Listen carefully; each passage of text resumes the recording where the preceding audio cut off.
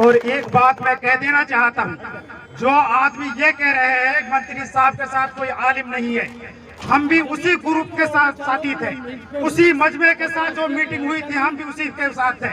लेकिन जहाँ इज्जत का सवाल आ जाता है वहाँ हम उस मजलिस को छोड़कर मंत्री साहब के साथ आते हैं।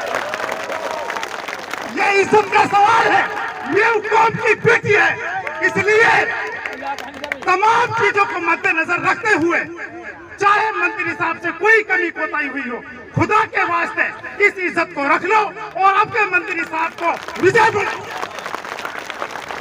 सच बता देना चाहता हूँ, मैं उसी ग्रुप का हूँ और उसी मजलिस के अंदर में भी शरीक था जो मजलिस सोमके के अंदर हुई थी।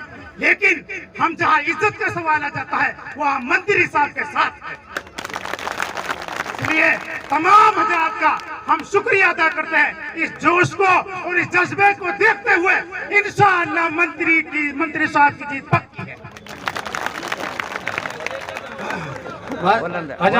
मुतानबे किया वक्त के हाकिम को, अवाम को भी कानून बताए, हाकिम को भी बताए और अवाम को भी कानून और ज़ाब्ते के तहत कानून बताया है। मेरे नबी ने फरमाया कौम का नुमाइंदा उनका खादिम होता है, उनका खादिम होता है।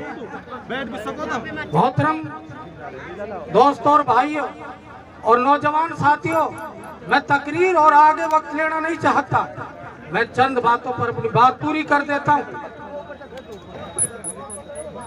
हमारे सामने अब पहाड़ खड़ा है। मैं वो बात बता देना चाहता हूँ कि किसी का अपमान करना, चाहे वो हाकिम हो रियाया हो, और किसी के नुमाइंदे का, किसी भी धर्म का धर्म गुरु हो, उसका अपमान करना जायज नहीं है। पंडित है वो अपने धर्म का तो गुरु है, उसका मान सम्मान करना शरीयत कहती है। मान सम्मान कर अगर उसका विरोध किया, उसके साथ गलत सत्य पेश किए तो गिरफ्त होगी, पकड़ होगी। ये हम देखते आए होते हुए दूसरी जगह के बटन दबाऊं और दूसरे मन से आवाज लगाऊं। मंत्री साहब, रात की आपकी क्लिप देखी है क्या? तुम्हारे की कसम है मुझे मेरे मालिक की, पूरी रात बेदारी में गुजार दी। मेरे बाप ने मुझे घर बुलाया, गांव घाट में का, मैं उसी हिस्सा हूँ संघर्ष का। मैंने तुझे इसीलिए तालीम दी, ये जवानी दी।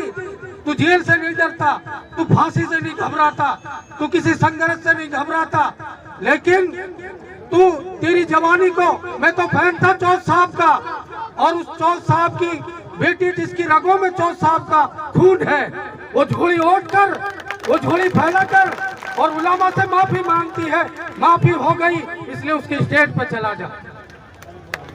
मंत्री साहब, अब घबराने का वक्त नहीं है, रोने का नहीं है।